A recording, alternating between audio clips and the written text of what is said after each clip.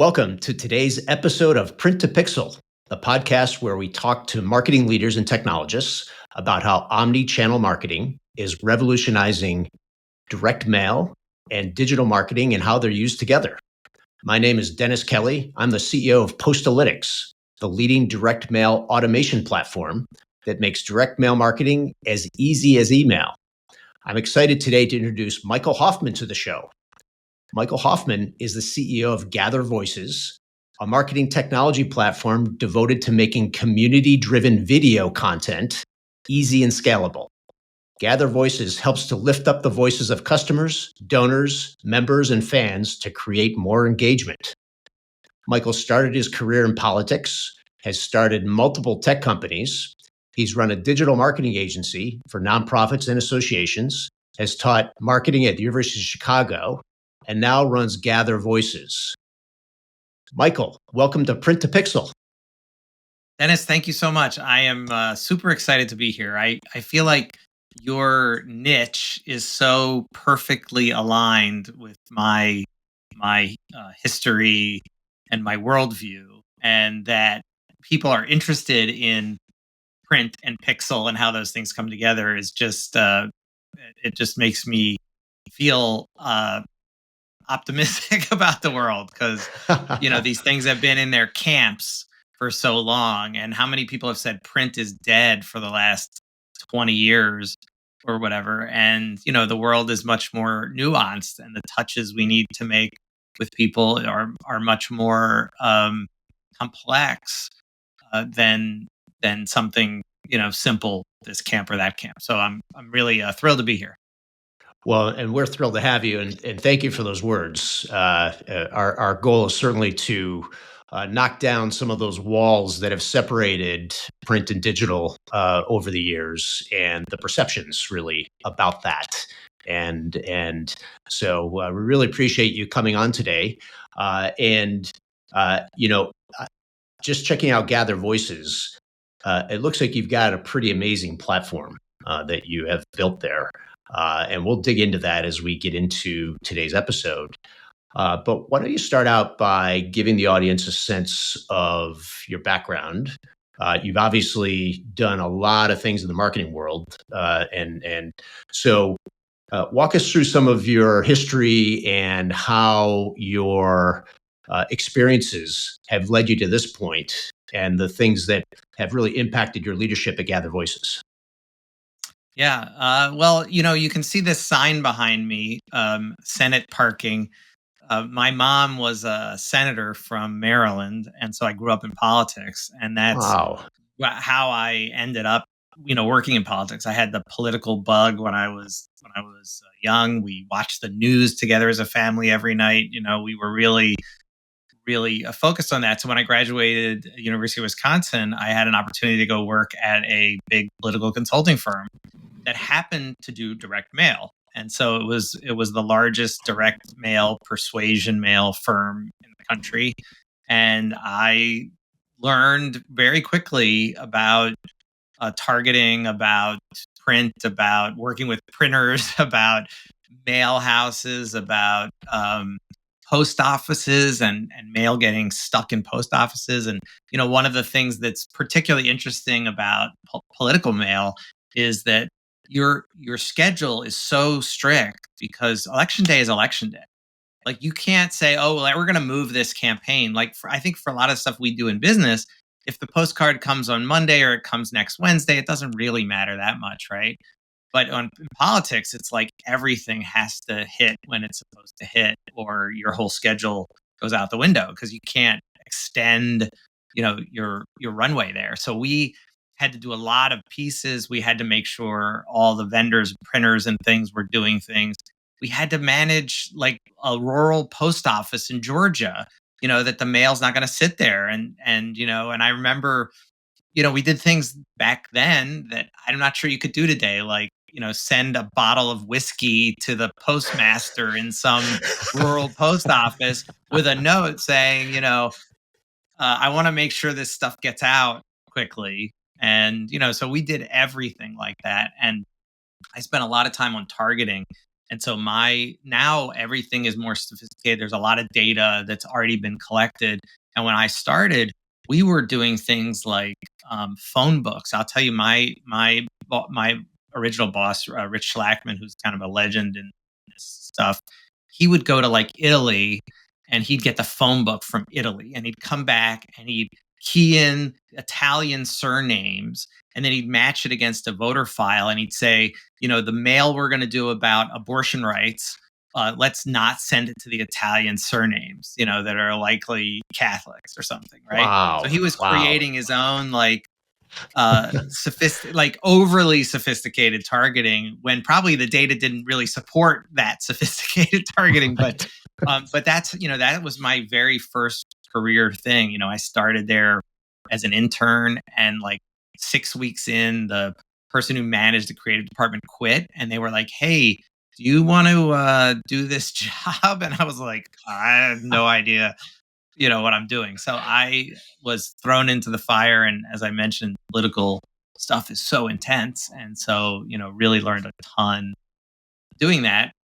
And then I ended up working for some nonprofits, moved to DC, and spent a few years in nonprofit fundraising, which had some similarities to the things I was doing in politics. But I felt better about the mission and the things we were raising money for. And I learned about grant writing, and I learned about mail, another side of mail, right, which is fundraising mail, which is really different than persuasion mail.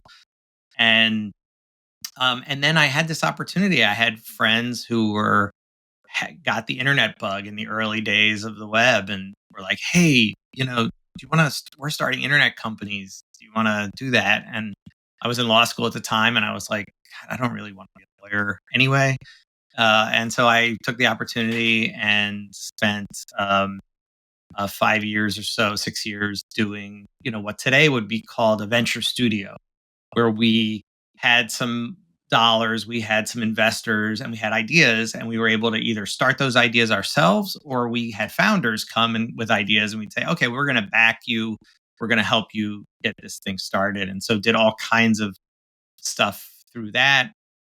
And when I moved to Chicago in the early 2000s, I had people were calling me and saying, "Hey, this digital stuff. Can you help us with websites? Can you help us with fundraising? Can you help us, all the things about politics and nonprofits and digital? How do you put those things together? Can you help us do that?" And that's really how C3, the agency I founded, started that way. And so I was running the agency and grew the agency. And, we had this repetitive thing happening, which is we had a very strong video production company in the agency. So we did a lot of professional video production for nonprofits like Make a Wish or the Alzheimer's Association or other things like that. And we were able to do just, great stuff. But it wasn't sufficient for what was happening on the web, right? The internet has become an incredible distribution platform for video. And so clients were coming to us and saying, "Hey, we love those videos you make for us that cost $50,000 and take half the year to do, but like the world is video all the time now. How do we do that? Can you help us?" And we tried everything from an agency perspective to do that. We tried to, "Hey, instead of one cut of a video, we're going to give you like 5 cuts, shorter cuts to use online or whatever." But it was all kind of around the edges, and it didn't really solve the challenge. And at the same time that we were trying to solve these challenges for clients, the world was changing. We were in a low trust environment. People didn't trust marketing content. They didn't trust brands. They trusted peers. And we were in a world where everybody's walking around with really powerful video cameras in their pockets, on their webcam. And the most watched and most trusted video is not highly produced or polished. It's actually the stuff that people are just being authentic about. And so, that's the thing that we realized. And so I was like, well, the agency model just can't solve these issues. Can technology solve it? How do we leverage the devices everybody already has to help these organizations collect content, create content really easily. And that's how Gather Voices came about. Very, very interesting. And I think you're a rare, um, uh, somewhat of a unicorn in the marketing world, in that you've had such a deep and strong background in direct marketing and segmentation, and then have had that digital and video overlay, right? So it's really it's a confluence of different things that have come together that have prepped you for this particular position. Um, Very, very interesting, and I think there's some really interesting things we can dig into here. But let's talk next about what is community-driven video, and so what does that really mean, and how do your clients actually apply this?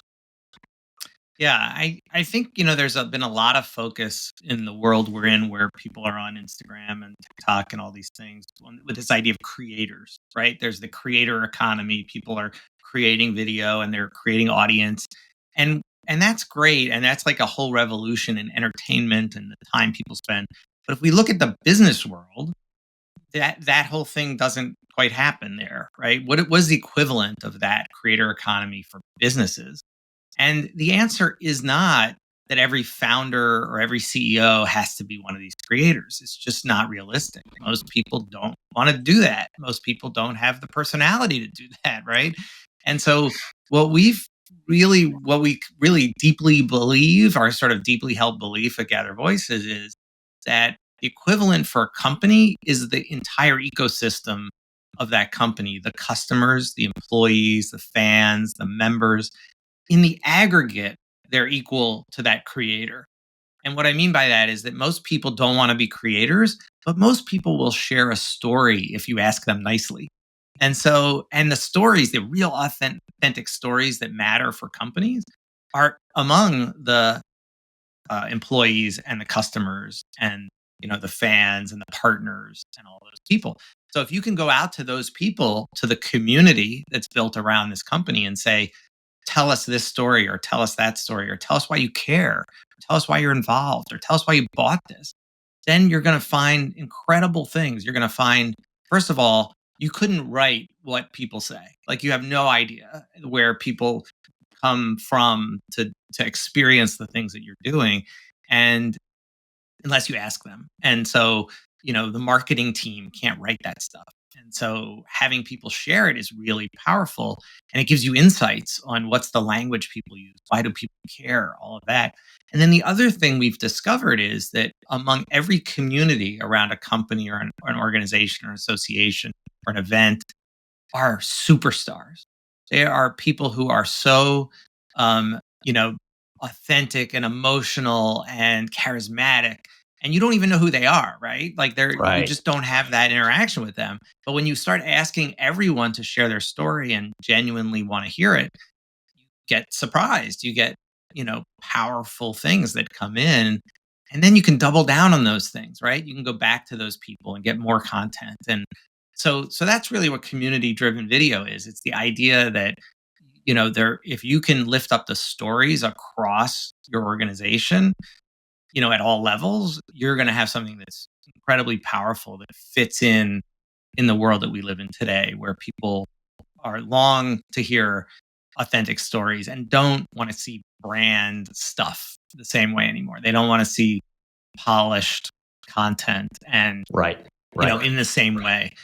They don't want to see marketing stuff, right? If that interview is too polished, if it has that background, like from the old family photo thing, or whatever, it's like, I'm not so interested. But if it's somebody on their phone saying, I love this thing and here's why, it just has a different effect. And that's the world we live in today. And again, I don't think the answer is that every CEO or every founder or every person in a leadership role has to become one of these TikTok creators. It's just not. That just isn't what's happening. But we need multiple voices, and it's actually more interesting and more powerful when you have not just one voice, but you have lots of different voices, right? Like people get tired of hearing from the same person all the time. So that's what we mean by community driven video, and we've really seen the power of that through the work we're doing at Gather Voices. Well, I think it's a brilliant concept. There's no question that there's a major movement in the marketing world to build and enhance and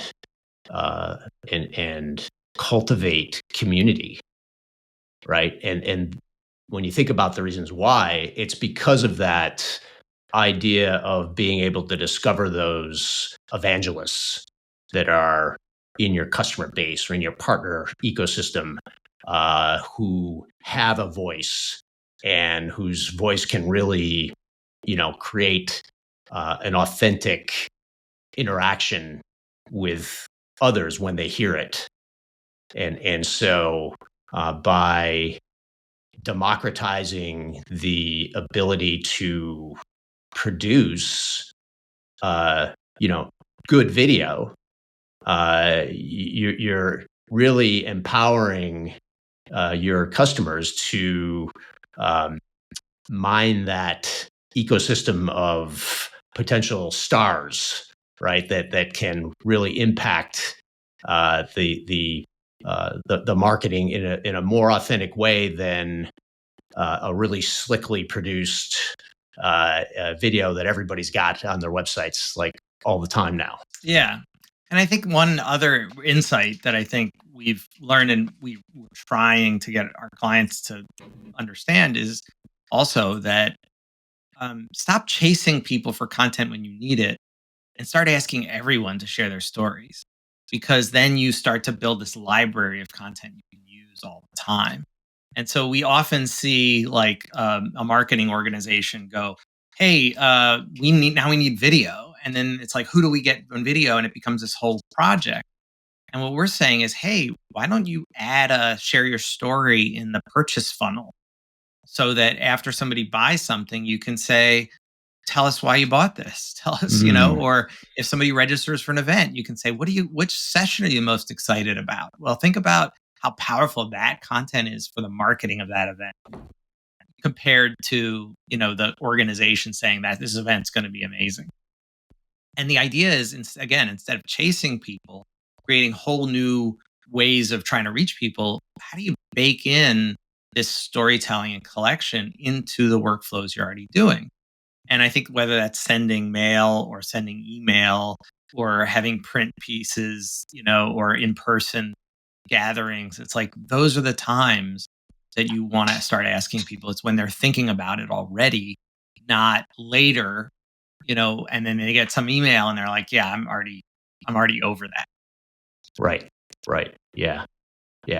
Well, that's actually a really interesting use case, that purchase funnel. Why did you buy? Because you're getting somebody at that moment of anticipation and excitement, right? They're going to get their hands on this new thing, and they've just made a decision. They've taken a little bit of a risk, and so they're likely to be able to articulate something of meaning, relatively easily and quickly. Yeah. Yeah. And that can be similar to like a QR code on the box of a good that somebody's getting as well, right? To say, right. Tell us your experience with the product. And that you could incentivize too. You could say you get an extra year warranty if you make a video, or, things that are not necessarily expensive to fulfill for the company, but that reward people for sharing their story for good. And I think, the difference between what we do and just sort of social media content is that the companies that deploy these tools own the content and they can repurpose it. They can use it on their own channels. They can do things, which is very different than trying to sort of scrape social for stuff, that's out there, which, by the way, only really large brands can do because there's enough conversation happening around them. But, small companies, there's just not enough people care about you or talking about you, for that to matter. Yeah, exactly. Well, I think that's a super use case that really illustrates how this can be creatively embedded into processes that maybe you wouldn't even think of, rather than, the immediate thing that comes to mind is, you send out an email campaign, click here to create a video if you're a fan, right? But why not embed it in the workflows that your customers are going through and hit them at critical times? I think that makes absolutely perfect Yeah. sense. And it's a two-way thing as well. I think I just had a call with someone who articulated something that I really liked, which was that so many people think about video as just a marketing thing and not a communications thing. And they're communicating with these long text emails, and they're communicating with all this stuff that people just have less attention spans. People want video more. And so when you start to think about, oh, we have a tool that makes it easy to create video, how are we communicating with our customers? How are we communicating with our fans and members and donors and whoever? And how do we use video in doing that, as opposed to just, oh, I need video testimonials for this marketing? It's much deeper than that. It's really Right. about, how are we communicating across our channels with video in a way that just wasn't practical before and that now is practical. So, Michael, tell us a bit about your ideal customer profile. Who are the types of companies that you're currently targeting, and how's that changed over time, and how do you see that evolving? Yeah. Well, when we started, it was, and this is the challenge when you have a kind of green field thing. Like, what we do is not super common. Nobody has a budget for this. It's not a CRM system or something that people have already figured out that it's a requirement for every company, and they have a budget set aside for it. So there's an education piece that we have to go say, hey, what is this community video stuff? And naturally, I think, surprisingly to us, but naturally in hindsight, we've fallen into a place where people think about communities already. And so that starts with membership organizations. So we have a large number of membership organization clients. Many of them are trade and professional associations. So we have everything from the Wall and Ceiling Association to the American Bar Association to the foot and ankle surgeons to the, every sub medical association, every kind of trade you can imagine. They're using Gather Voices. And it makes sense when you think about it, because if you're the Association of Foot and Ankle Surgeons, you want to create content around foot and ankle surgery. Well, who are the experts? It's your members. It's the people in your community. You're not experts telling them things. They're the experts who've joined together in this community. And so we've seen a lot of traction there. So we have hundreds of trade and professional association clients, that are using us for member engagement, for all the things they do, advocacy. And one of the things that trade associations do a lot of are trade shows and events. And so we've built, over the last couple of years, we've built really powerful use cases around events and event marketing, sponsorship, bringing more people to events, bringing more dollars to events. We have incredible use cases. So one, I mentioned the registration idea. Well, the people who register early are the most passionate about an event. Getting them on video is going to create powerful content to drive more registrations. The same with speakers. So we have a whole speaker flow. If you're speaking at an event, you should be promoting that event to your own community. That can drive registration. Having sponsors be able to make videos in that community is a whole upgrade to their sponsorship, which is usually just in the walls of an event. Well, hey, I can do the 30-day countdown video that's going to be on social media, and I can get exposure post event with video. So we've started to do all these event use cases, which has pulled us from the association world into the bigger world of meetings and events and trade shows. So there's a huge world of company, everything from sales meetings to the independent trade shows that are out there. There's some, large companies that run hundreds of different trade shows in every possible vertical you can imagine, and they are using our tools, Gather Voices, to drive attendance, drive revenue. for those. So that's sort of what things look like today. I think one of our um, positive things and challenges, and I think you have the same at Postalytics, is it can be used by everyone, right? And Right. but you don't want to market to everyone. It's just the question is, what are the niches and what are the verticals? And I think we've realized that in addition to those areas where we're really strong and we have good case studies and use cases, that we have tools that could be used by anyone who needs more video content from their customers or community. And so we've launched some lower cost products, and we're dipping our toe in the water of what I would call, a more horizontal strategy. That's like, hey, if you're a social media manager in any industry, right, or you're focused on marketing in any industry where you say, hey, we need more video, how do we solve that for you? And so I think, as there's more challenges to how do you reach people in a broader world where there's just too many tools and too many SaaS companies, too many things. Both your company and ours have to educate people a bit about what is this thing, do, and it's easier to do that if you have a narrower focus in some ways. So, I'd love to hear your thoughts on all of that. Well, you're 100% right that we face the same challenges, and we started out actually on the other end and thought, direct mail is something that every organization should be doing at some level.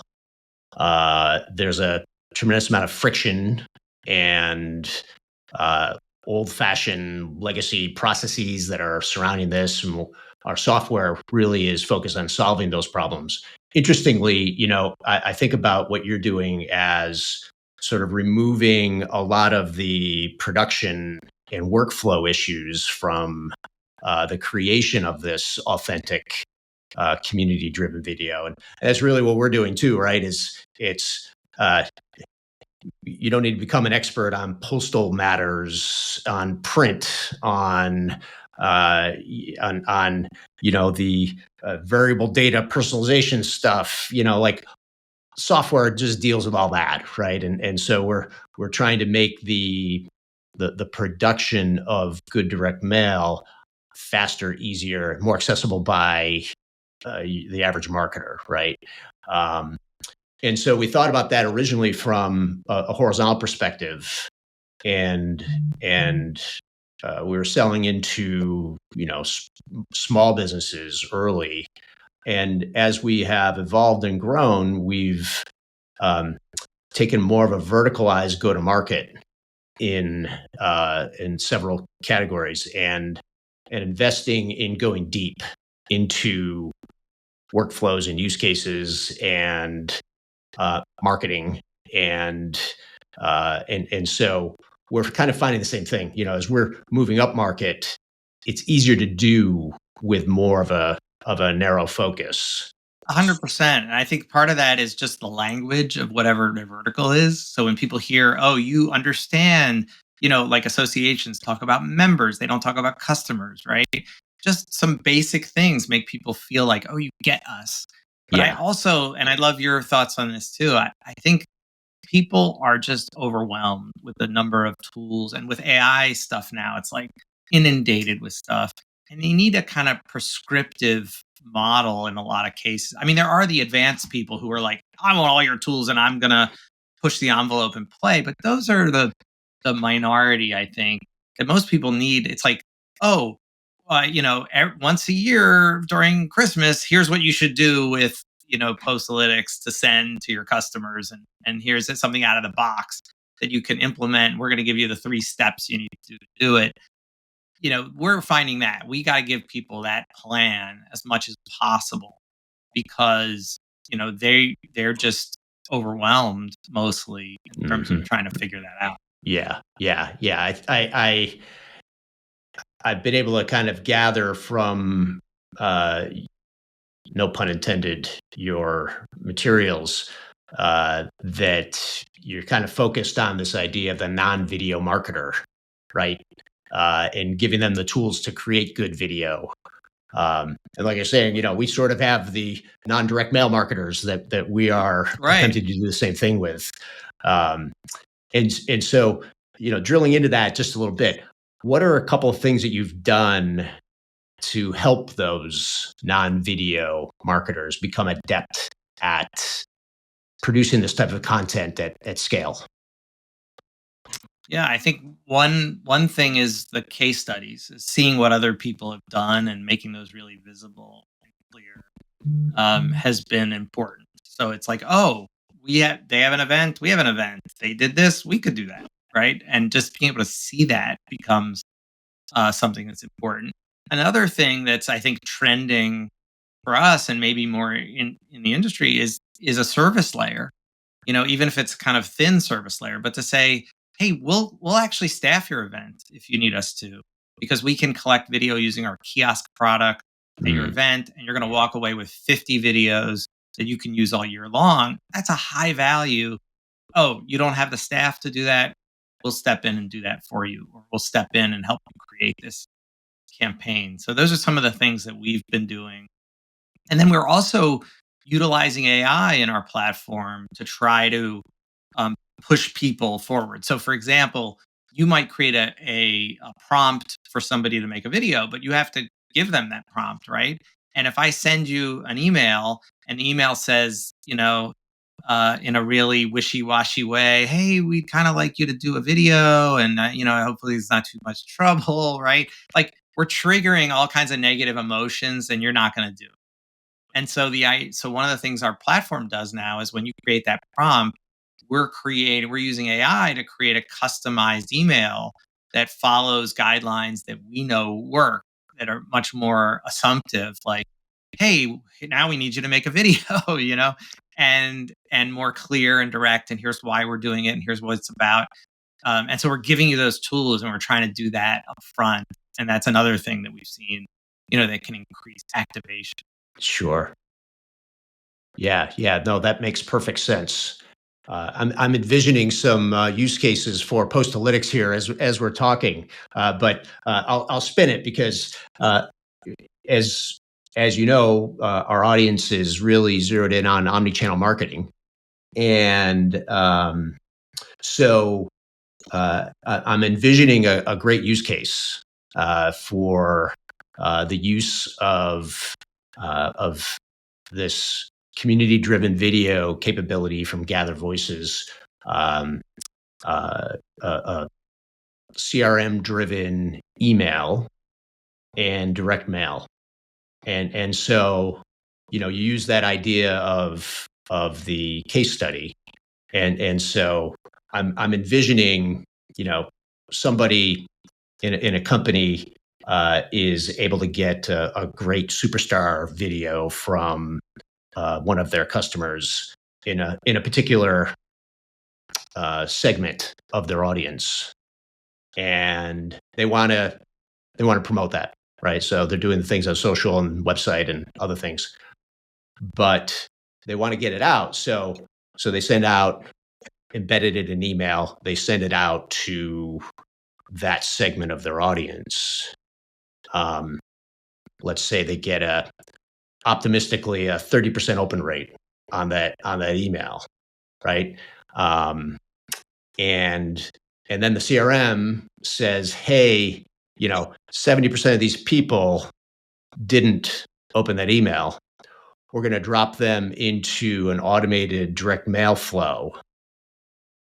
And so postcard goes out with a QR code designed to drive people online to watch that video, right? And so that layering of these channels, all driven out of a centralized technology layer, seems to make all the sense in the world to me. But this is where I live all day. Have you seen other examples of an omni-channel strategy that involves direct mail with Gather Voices?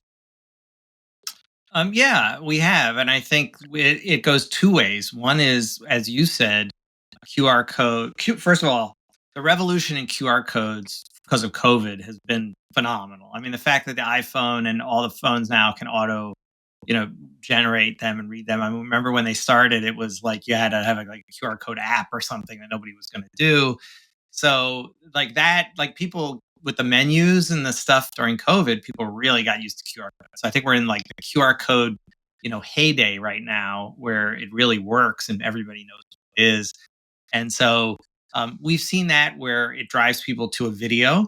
We've seen it where it drives people to a gallery of videos. So one of the things we can do with Gather Voices is every time a new video gets approved, it gets added automatically to this gallery, and that people can kind of scroll through that gallery of videos. So you think about it, one customer, hey, maybe that customer doesn't match your demographics or your targets, issue or thing. Hey, we're going to actually give them a gallery of videos that, scroll in the way that they're used to, but it's about our product or it's about, the things that we're doing. And then the other thing we've seen is using the QR code for video collection as well. So to say, hey, we want to hear about your challenge. We're collecting, you're our target audience. We want to know, what do you think the biggest issue in this sector is? You're a small business person. What's the biggest challenge you have, or whatever it is, right? And so if you think about an organization that's trying to do content marketing online, imagine all that video, and then you tag people who created those videos, and you own that content, and that becomes something that's really powerful. That then drives those people who got the mail to see their because now you've captured maybe more data through that video making process that you didn't have before on them, and then you can use that in your content marketing. And again, it all kind of creates this virtuous circle. So that's something we're seeing, and we're seeing more and more. And I think what you add to it is that usually the direct mail thing is such a lift. You need a whole agency to run your mail, and it's all like super structured, and it's not in the way that you would do a CRM where there's automated flows, and like most people don't do that. And I think that is really a revolution. And what we could do, using APIs and things too, is to like make that QR code different for different, print pieces, right? You go into the sequence for this particular set, and it pulls, this video and the QR code for that. And for a different set, it pulls a different QR code, right? And the idea that you put some marketing automation in through that whole process, like that becomes really powerful, where you can tag the videos, and we have the summaries and the transcripts, and those things can kind of align with whatever the content thing you're doing. So it's getting me excited. Well, I think you and I could probably bounce use cases around all day. And I look forward to digging in further because I think what you're doing is super exciting. I think our audience is going to love it. And our audience may be hearing from Postalytics with some video requests coming up soon. So Awesome. I love what you're doing, Michael. I really have enjoyed spending time together, learning about Gather Voices, learning about you. And if our audience is interested in digging in, how can they learn more about Gather Voices? How can they connect with you? Give our audience your 411. Sure. So Gather Voices is easy. We're at gathervoices.co. So not gathervoices.com, gathervoices.co. Or just Google Gather Voices. You will find us there too. And also, my biggest channel is LinkedIn. So I'm just Michael Hoffman on LinkedIn. We do a lot of content on LinkedIn. We're really trying to drink our own champagne, as they say, or eat our own dog food if you're into dog food. The idea of really making our content about with video and having our community of users and things share their stories. And so that's what we're doing. And, a lot of it's on LinkedIn. So yeah, definitely connect to me on LinkedIn. And I'm just Michael at gathervoices.co as well. And I'm always happy to talk. As you mentioned, I've taught marketing. I've worked in, different aspects of marketing. And so I'm always excited to talk to companies about their challenges. And one of the things you probably also, it's like we're too far along in our careers and the companies we're building to push things on people that they don't want or they don't need. Right. And so I will never say, oh, you should buy our thing, if it's not a good fit for you. So I'm always happy to talk to people about, hey, maybe you need to start growing your email list before you branch off to something more sophisticated, right? Or whatever it is. And I'm sure you're the same way, where it's just like we want the customers that are really good fits for the thing to do. Absolutely. And so I'm always happy to talk to people about that. Getting the right fit is so important because it's not a fit for anybody when it's not the right fit, Yeah. and it just Yeah, and if people can't manage it or they can't do it or they don't have the time or they're understaffed or they're underfunded or whatever it is, you don't want to throw something on top of that pile and just become something that people resent that they feel bad right. about, because they weren't able to really use it. It's like we don't want that. We want people to be successful, with what we. Absolutely. So, Michael Hoffman, Gather Voices. Check him out on LinkedIn. The LinkedIn content, by the way, is awesome. You really get to see the power of Gather Voices in its use. And so, if anybody in the audience wants to really see how this is done, check out the Gather Voices LinkedIn. Check out Michael's LinkedIn. Reach out to gathervoices.co. And again, Michael, thank you so much. It's been a pleasure. And we'll look forward to doing some omni-channel marketing using Gather Voices. 100%. Yeah. Thank you so much, Dennis. Really great conversation and just love what you're doing. Excellent. Well, have a great day.